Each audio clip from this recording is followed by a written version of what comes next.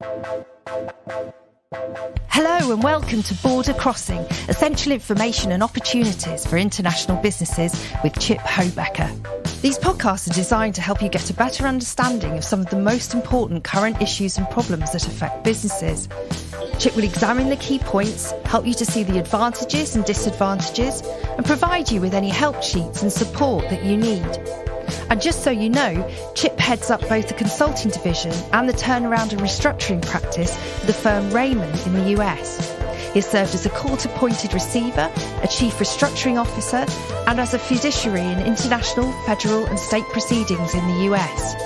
He's also a board member for the National Association of Federal Equity Receivers, where he heads up the International Committee, and he's a fellow of Insol International. If you want to get in touch with Chip, he can be contacted via the Raymond's website or on LinkedIn. We hope you enjoy this podcast. It's now 6 months since the introduction of the Cayman Island Restructuring Officer regime, so we thought we would take a look at how it's been used and the experience of those who've been involved. Does it need any improvements? Has it worked the way it was intended to? And what has been learnt so far? Chip and I are joined by Chris Kennedy from Alvarez and Marsal and Rupert Bell from Walkers Global. Rupert is a partner in the firm's Insolvency and Dispute Resolution Group. He has extensive experience in contentious and non-contentious insolvency matters, corporate rescues and restructurings or refinancings, and other distressed situations, often involving cross-border elements. Chris Kennedy is a managing director with Alvarez and Marsal Restructuring in the Cayman Islands. He brings more than 17 years of experience providing solutions to the financial services sector, specialising in corporate advisory, restructuring and insolvency. His core focus is on litigious multi-jurisdictional fraud investigations and asset recovery. Hi guys, how are you? How are you, Chris? How are you, Rupert? And Chip. Good, Rebecca. How are you doing? Hi, Rebecca. Very well, thanks. How are you? Yeah, I'm good. Well, Chip, I am so upset that you went all the way down to Australia and Singapore and you did not take me with you to carry your bags. And I thought we were friends. I think you'll be even more upset when I'm on island with these guys next week without you. But okay, I don't want to know. I don't know. That's just so unfair. It's getting too hot there now, Rebecca. Anyway, you don't want to be down here. Well, I've been sitting in the hail all day here, so in England, so not great. But I mean, tell us about this trip, because I think you talked quite a lot about the restructuring officer regime in the Cayman Islands, and obviously we've done these other podcasts. So we've looked at the application in different countries. We've looked at what it was all about. So this is 6 months down the line. What are we hearing and what are we seeing? yeah, so the trip was through Singapore and Sydney, catching up with some of the Insol folks, the ARITA and TMA folks, the HLB folks that work in the cross-border restructuring troubled business space. A lot of interaction around what's going on. I think Australia is probably maybe leading the league right now in terms of some trouble starting up and starting to see problems that we've all been prognosticating for a while. So a lot of really keen interest in what's going on here. So much of the Asian Pacific money has ended up coming through this part of the world, going into Cayman, such a huge banking center that money flows through, doesn't stay in so much. And so a lot of interest in what this new arrow in the quiver looks like. They've known that it's come out, not a lot of precedent. And so really that kind of brings us to the reason for the season here today, having the couple fellows who've actually gone ahead and successfully worked their way through the process. And I think specifically involving at least one Asia Pacific joint liquidation type scenario, if I'm remembering right. Yeah, well, I'm sure they can tell us about the uses. So come on, Rupert, tell us about it. What have you been up to? Well, we've had two cases so far under the regime, each of which demonstrate different ways in which it can actually work. The first case was a case called Oriente. That was obviously an Asian-based one that Chip just alluded to a minute ago, and it was more designed to be a standalone restructuring.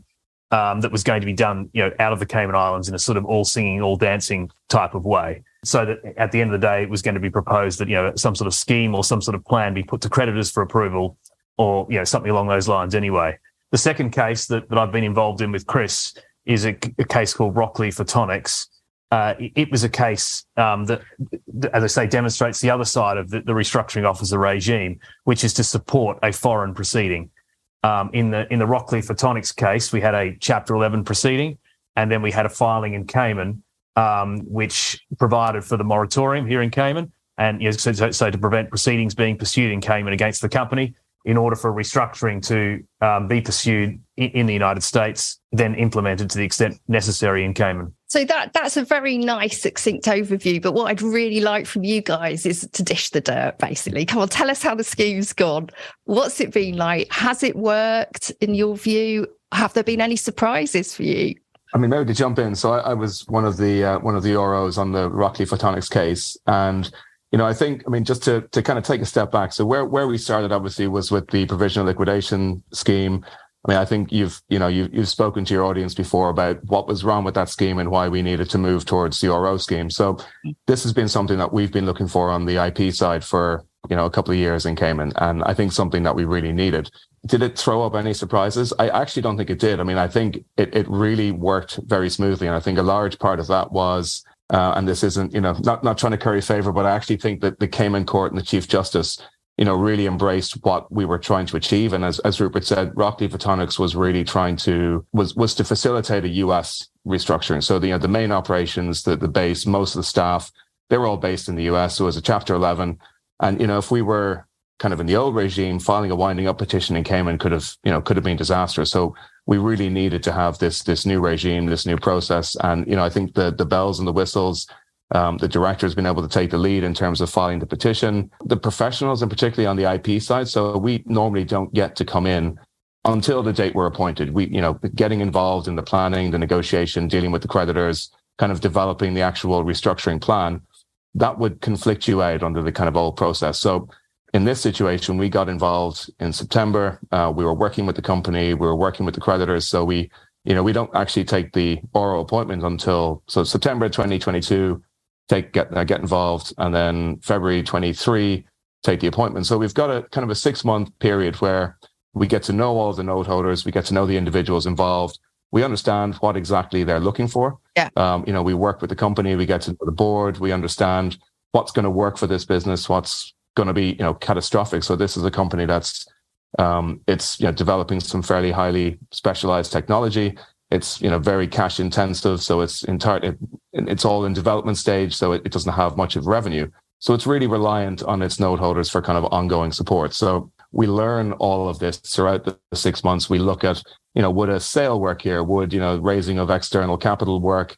And we look at what is optimum here? What do the note holders want? And being involved in all of that, I found personally was such a benefit for when we get to the point of here is the restructuring plan.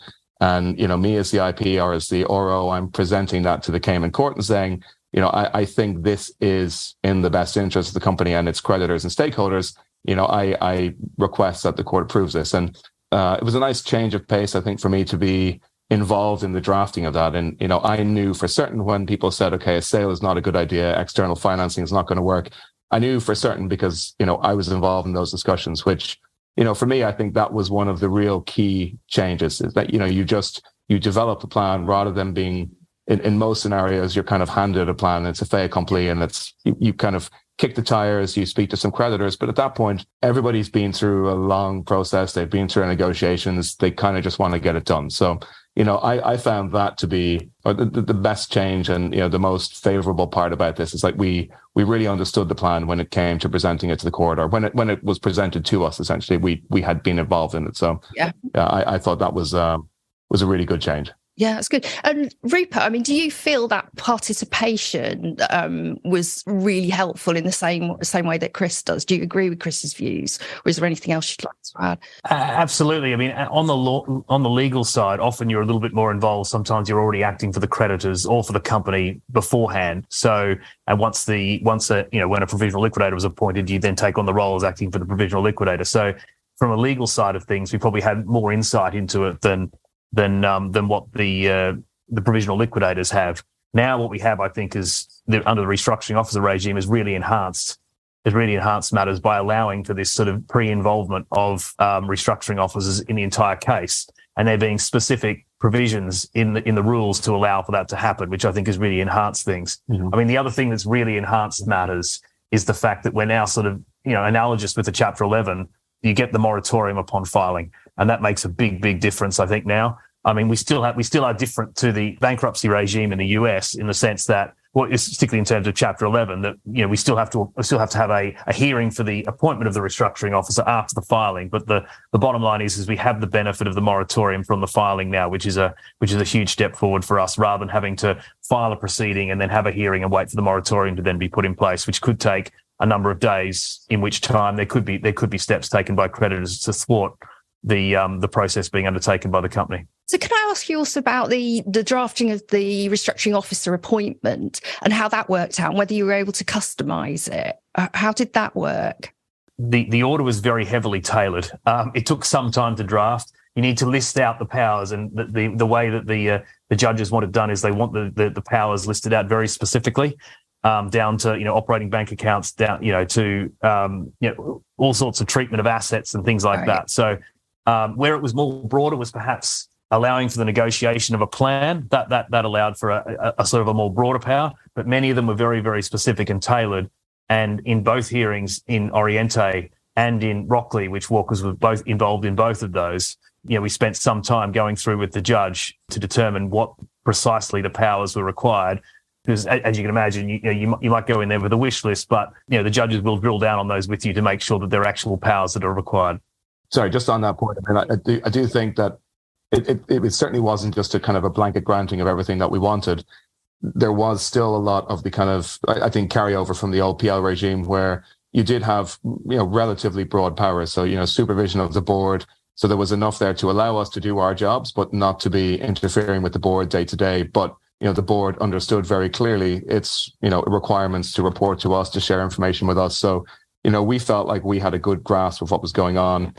We had sufficient authority. We had enough power and oversight to do what we needed to do, without kind of interfering with the day to day. So I was very happy with how the order panned out. Right. So, I mean, it does sound like a US receivership order, and it also sounds like it would allow for more easily to be recognised in model law jurisdictions if needed. I mean, Chip, do you have any thoughts on what the guys have been talking about? Yeah, lots of good stuff. I think hearing Chris talk about how heavily involved the company and the directors were ahead of time, big difference, big change. I think going to be super well received. So often seems like during winding up appointments, there's not quite as friendly a relationship with the directors and officers and the internal folks from the company. Little interested in thinking about whether or not the restructuring officer regime is going to allow different distribution options to come in, thinking about the point where you might have a sale of part of an entity, things like that, and wondering if you had a jurisdiction that had a distribution scheme that differs from the Cayman law. Is this something that you'll be able to recognize, kind of an end around to the Cayman version of model law, recognizing that, or do you think we're still stuck with the Cayman distribution scheme no matter what? Well, the purpose of the restructuring regime is hopefully to avoid a sort of statutory liquidation regime in terms of an order of the way in which proceeds are applied. I mean, there's no reason why we can't have schemes of arrangement here agreed with various different types of creditors. Some may be higher than others on the pecking order, and there's no reason why different deals can't be done with different creditors. And why, for example, that in certain circumstances, shareholders or certainly management that might hold shares might be cut in for a little bit of the action in order to to continue in their role as management. There's absolutely no reason why we can't do that. The idea of the restructuring officer regime is to be as flexible as possible, and certainly the courts have recognised that here as well. Chris already seems more nimble than he did before. I can see that flexibility coming through, even in the posture. It was always because the restructurings were done under the guise of a provisional liquidation. So everybody always retreated back to, well, what's the order of priority in a provisional liquidation? Whereas the focus in the restructuring is much more on finding a plan of reorganisation or a scheme of arrangement, whichever way you want to call it, and being more flexible in that regard. So do you feel there's anything else that needs refining about the scheme? Is there anything that you would still like to change? Or I mean, just going from the experience that I had, I mean, I think the Rockley case was almost the kind of perfect case study. It was a company that it needed to deleverage its working capital. It needed to protect its staff and its IP. It needed to introduce fresh working capital, and it, the introduction of a liquidation petition, like I said, would have been catastrophic. So the process just worked so well for us that from that experience, there was nothing obvious to me where I thought, okay, there's some kinks still to be worked out. Like I'm sure, as 3 or 4 or 5 more go through, we'll start to see things. Okay, we could tweak a little bit here, tweak a little bit there. But, to Chip's point, I think, this is so much more nimble than we've been able to be before. And, the options are not infinite, but they're far more wide ranging. So it does feel like you have real scope to kind of look at the situation, work with all of the stakeholders, company and creditor, shareholder, whatever it may be, and figure out what is the best plan. You're not staring down the kind of the end of a gun of there's a winding up petition file, the clock is ticking. Let's figure out what we can right now. So my experience was that it really does work. But like I said, I'm sure there'll be tweaks as we move forward with it. One issue that might become interesting in the future is, as I mentioned before, when you apply for a appointment of a restructuring officer, you get the benefit of the moratorium immediately. The fact is that you don't actually have your hearing as to whether the restructuring officer is going to be appointed for up to 21 days, and that's what's mandated in the rules. And in the first 2 cases, the court has heard the application on the 21st day. I think what will be interesting is there is provision in the restructuring officer regime for an interim or effectively an urgent restructuring officer to be appointed. That yet hasn't taken off as a necessarily as a concept yet. I don't know whether the cases have demanded it, but it'll be interesting to see the way in which the courts apply the law in terms of when an interim restructuring officer is going to be appointed. When you really need one within a matter of days rather than 21 days.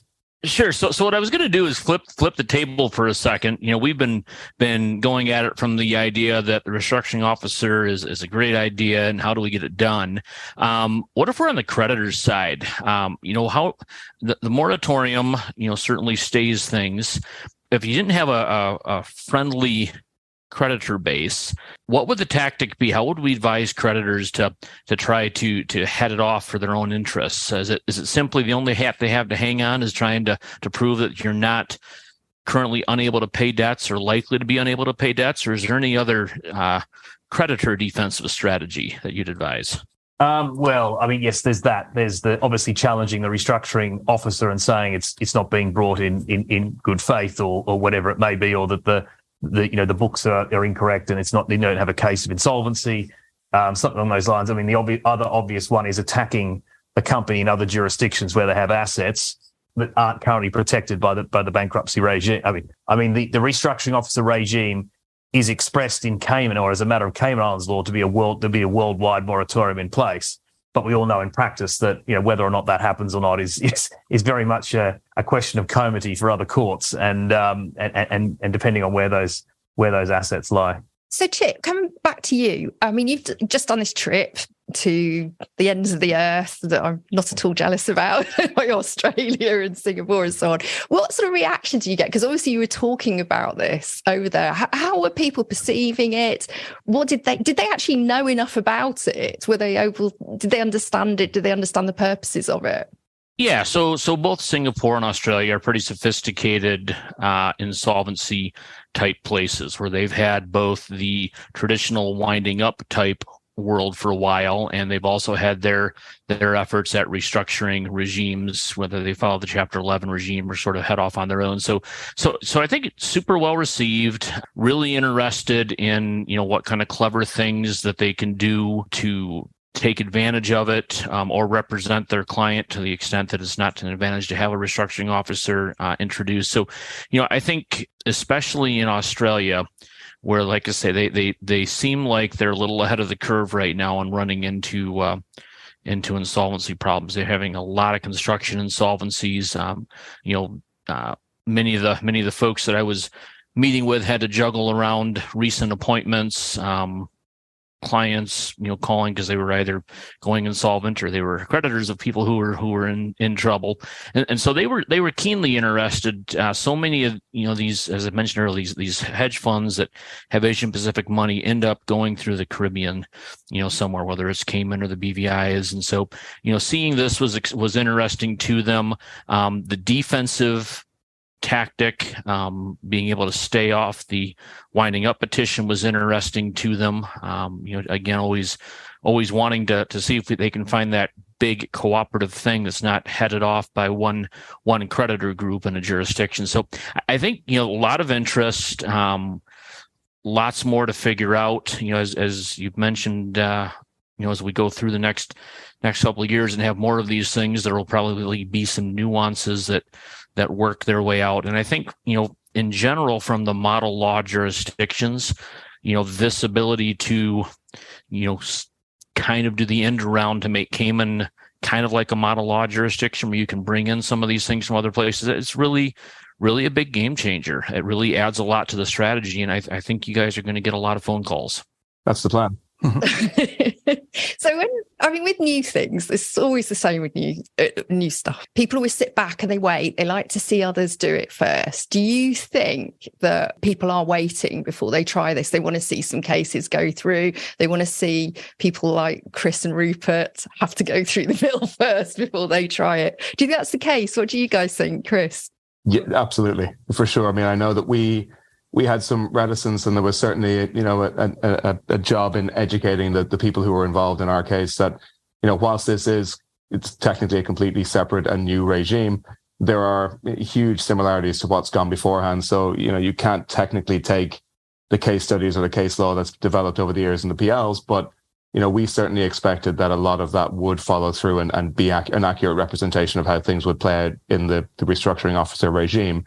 And they were, but I think it's only human nature to, just be not skeptical, but be concerned. I mean, these boards or creditors, they're taking, from their perspective, it's a big risk to bring somebody external in and put them in charge of the company and, put your, the fate of your recovery in somebody else's hands. So, I think whilst, we're all, certainly sitting here today, we know that it's a very powerful tool. And I think it's going to be really helpful for us, going forward. But, I think you need to see a few more go through the process successfully before everyone else kind of buys into that. But, I think it's only a matter of time. Certainly from practitioners in Cayman, we are going to try to use them as much as possible. So, it shouldn't take too long, I think, for that kind of body of casework to build up. What do you think, Rupert? Do you agree? Yeah, absolutely. I mean, I think it's a bit more about becoming comfortable with the whole process. As Chris said, there's always an education process for clients on a new regime. In this one, of course, as I've sort of been saying, that the moratorium at the start matches well with Chapter 11. So that's something that US practitioners and US based folk certainly appreciate and understand. Some of them have been through the old PL process, right, where there was a provisional liquidator supervising a board previously. So in that regard, that hasn't changed significantly. And so whilst there's an education process, there'll be more to come, I think. And obviously we're quite excited about that prospect. So Chip, to finish off, I mean, do you feel that people are missing out by not taking advantage of this and not sort of knocking on the door and wanting to get going with it straight away? So I don't know that they're missing out, so they don't want to knock on the door. I was a little interested that I was the flag bearer in Asia for this. So many people that hadn't heard about it, didn't know about it, didn't pay attention to it. Apparently don't read their insole magazines, and there's been a lot of literature that's gone out. So I don't know that it's so much that folks aren't intentionally doing it. I think there's a lot of opportunity to educate people. You also get into where English is a second, third, or fifth language for folks too. And so as you start interacting with China and different parts of the Asia Pacific, I think there's some things lost in translation, some opportunity there to help. There's so much money went out, with the Belt and Road Initiative that's, now being restructured or insolvent or having to be recovered along the way. That I think, those are some examples of just a continued audience that probably needs to hear about it. If I was a marketing person like you, Becca, I'd say probably they need to hear it 7 times before it sinks in. At least. At least. And so sounds like we need to do some traveling. We'll join you on the next jolly. And November for sure. But I think that's it though. I think, things like this are really helpful. I think, having you guys who've actually been through it a bit, is helpful to talk about how it goes on. And I don't doubt that it's going to become very popular and perhaps influenced if we are fortunate enough to go off the worldwide insolvency cliff soon. That might drive it faster. Well, thank you so much, guys, for your time today. I mean, it's been really interesting. So thank you, Chip, Chris, and Rupert. Thank you. If people want to get hold of you, where's the best place? Would it be LinkedIn? Chris, where should people get hold of you if they want to talk to you more about this? Oh, I mean, LinkedIn exists, but it's been a while since I checked it out. So I think just the Alvarez and Marsal website has all of our contact details up there. Excellent. What about you, Rupert? As with me, the Walker's website is the best place to find me.